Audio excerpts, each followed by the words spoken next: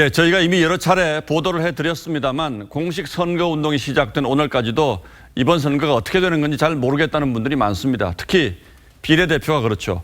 정치부 홍혜영 기자와 함께 관련된 정치권 움직임을 다시 한번 살펴봐 드리겠습니다. 자, 홍 기자 어서 오십시오. 자, 더불어민주당의 공식적인 비례정당은 더불어시민당이죠. 네, 그렇습니다. 그리고 친문 인사들이 많이 모인 열린민주당이라는 것도 있고요. 네.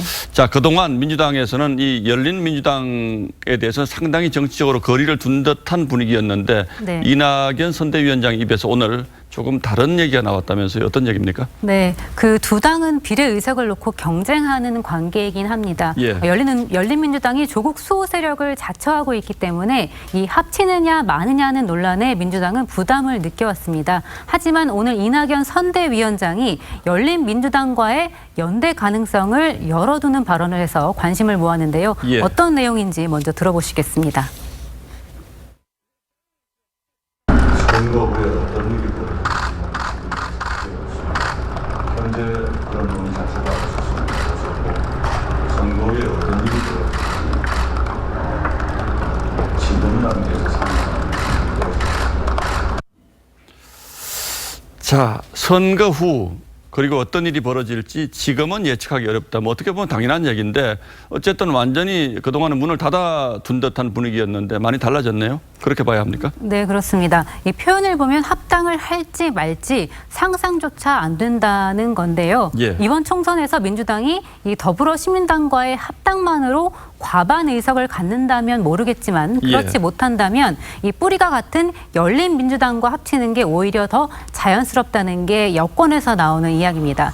지난해 법에 규정되지 않은 4+1 협의체를 통해서 쟁점 법안을 처리했던 걸 떠올리면 이해가 되실 겁니다.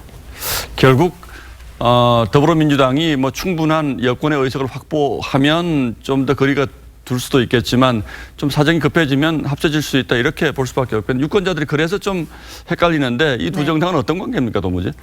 그 여권 지지층을 서로 많이 끌어들이기 위해서 선의의 경쟁을 하는 측면이 분명히 있습니다. 더불어시민당과 열린민주당이 그렇다는 거죠? 네, 예. 그렇습니다. 하지만 이 전략적으로 볼 때는요. 강성 지지층은 열린민주당으로 결집을 하고 그 민주당과 시민당은 중도 표심을 끌어당기는 전략이다. 이런 평가도 있습니다. 예. 말하자면 이 위험은 분산하고 표를 확장하는 효과를 볼 수 있다는 분석이 나오는데요. 최근 야당에서 연일 조국 대통령 만들기 프로젝트가 아니냐고 공격을 하는 것도 법여권의 이런 흐름을 파악한 것이라고 볼 수 있습니다. 예, 여권 입장에서는 열린민주당 때문에 조국 얘기가 자꾸 나오는 건 부담스럽지만 어쨌든 전체적으로 보면 파일을 키울 수도 있다 이렇게 보는 거군요. 자, 그럼 야당 얘기 좀 해보죠. 미래한국당의 원유철 대표, 그러니까 미래통합당의 비례정당인 미래한국당의 원유철 대표가 오늘 공식 선거운동에 나섰는데 점퍼를 뒤집어 입었다 그래요. 이건 왜 그렇습니까? 네, 그 오늘 미래통합당과 비례정당인 미래한국당이 예. 0시에 함께 서울 동대문에서 공식 선거운동을 시작을 했는데요. 이 자리에 있었던 한국당의 원유철 대표만 통합당의 분홍색 당 점퍼를 뒤집어서 입었습니다. 이유를 살펴보니까 이 후보자나 선거 사무원이 아니면 기호나 당명이 적힌 점퍼나 소품을 착용할 수 없다는 공직선거법 조항 때문입니다. 이 법적으로 다른 정당인데 원유철 대표가 통합당 기호가 적힌 점퍼를 입으면 선거법 위반입니다. 그래서 한국당은 점퍼에 뗐다 붙였다 할 수 있는 스티커까지 제작을 했다고 합니다. 뭐 별별 해프닝이 다 일어나는군요. 네. 자, 그런데 민주당의 김부겸 후보, 그러니까 대구 수성갑이죠. 그리고 그 옆 지역구에 출마한 무소속 홍준표 후보가 오늘 대권 도전을 선언했다고 하는데 이거는 어떤 배경입니까?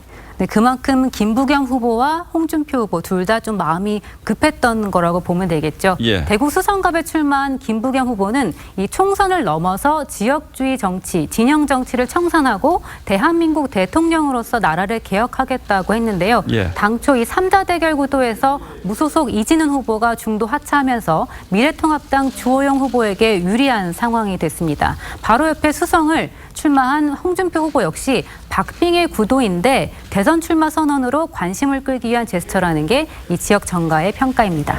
그러니까 지역구 국회의원 선거 나서면서 나 대통령 선거 출마한다. 그러니까 국회의원 당선시켜주면 곧 그만두고 대선 나가겠다 이런 얘기인데 이게 적절한 전략인지는 잘 모르겠네요. 예, 홍혜영 기자 잘 들었습니다.